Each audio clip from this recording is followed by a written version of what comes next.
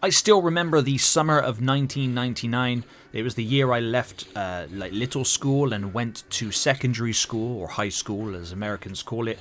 And as a treat for leaving little Baba school, we got taken to watch Star Wars: The Phantom Menace. And I don't hate the prequels. I think they're fine.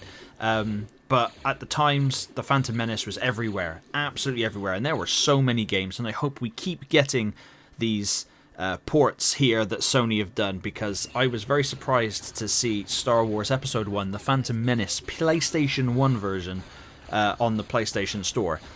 Of course, it was quite cheap, less than a fiver, I think, so I swiped it and I started playing it, and I couldn't stop. Now, obviously the game looks dreadful. It didn't look great then, and it looks like absolute ass now. It's just horrific. And the PlayStation 1 is better, can provide better graphics than that. However, the gameplay is actually quite fun. You know, you can swing your lightsaber around, you can deflect the bullets back to the battle droids, you can chop them up and destroy them. You go to all the different locations from the movie, interact with all the different characters. It's a lot of fun. It's got a lot of jank and a lot of like silly platforming parts which I can never quite do, and the camera angle is a bit of an asshole. But apart from that, the game is just so bad it's good. It's that kind of situation. Although it was incredibly popular back in the day, and still quite a fan favourite now, and is well. It is what it is. And also, more interestingly enough, I actually pulled up the old PlayStation 1 cheats to see if they still worked on this, and they do. So that's pretty interesting as well. So you can use all of the original PlayStation cheats to go ahead. But make sure, obviously, you use the American version of the cheats if you're playing with the American settings, because you can swap it to PAL for Europe. But I don't know why you'd want to do that, because although I grew up with PAL games and the horrific frame rate, just play it with a faster frame rate. It just makes sense, right? But if you're a fan of Star Wars and you haven't played this game yet, you are missing out on something.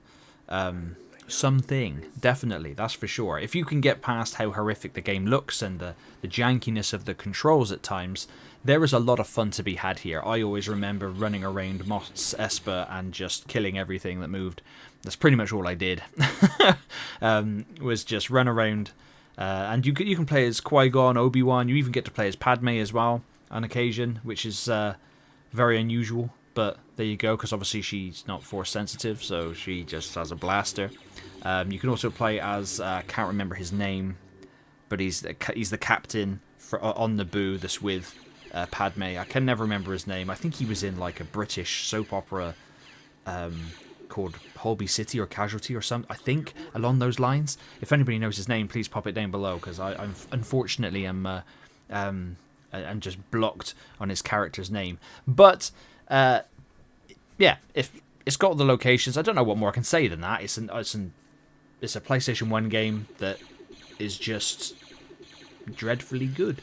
If that makes sense. But let me know in the comments if you have played this one, or if this is one that just slipped through the net. But a lot of, I think originally when it came out on PS5, you can only buy it with the highest tier or have it in the Classics catalogue.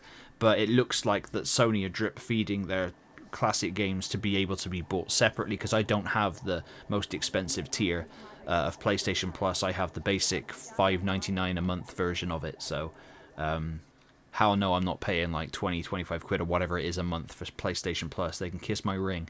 But as always, thank you very much for watching.